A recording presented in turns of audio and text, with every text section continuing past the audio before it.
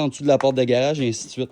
Là, on propose un drain caniveau. Le drain caniveau va être exprès un petit peu plus loin pour créer une contrepente ici à la porte de garage.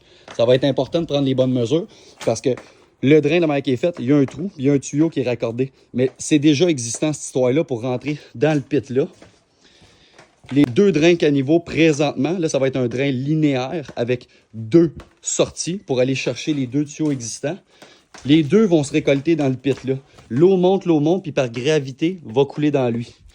Il va couler dans lui, il a été tracé, sondé. Fait qu'on sait exactement. Il se ramasse dans ce pit-là.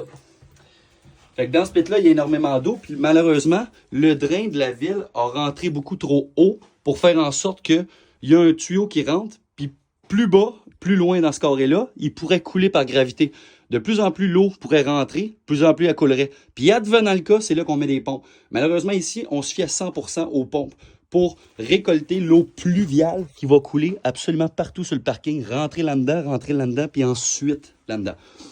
Fait que là, il faut absolument avoir des pompes électriques et une pompe à batterie. En cas de panne électrique, ça va être pompé. Fait qu'il faut comprendre le pourquoi j'ai mis ce wire-là, ce côté-là.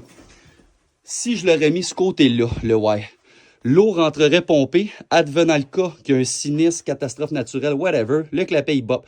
Fait que l'eau rentre pas. Mais moi, je suis en train de pousser l'eau là. Comment qu'elle va faire? Ça va juste exploser. Ça ne marchera pas. Ça va déborder. Ça va être l'apocalypse. Fait qu'on le met avant. Là, vous allez dire, oui, mais si c'est pompé, c'est toujours le même problème. C'est bloqué par la ville. Si ça ne pompera pas, ça va être la même affaire. OK. C'est là qu'on va se faire un bypass. Le bypass, comment c'est fait? C'est qu'il va avoir le bassin. Il va avoir une pompe. Elle va pomper à la ville pour s'écouler à la rue. Ici, on va mettre un Y à l'envers pour aller remonter plus haut. Donc, dans les solives, on va se faire un chemin, puis on va aller pomper à l'extérieur de la maison. L'eau va toujours pomper dans cette direction-là. Jamais elle va faire ça comme ça pour le fun. Elle va pomper.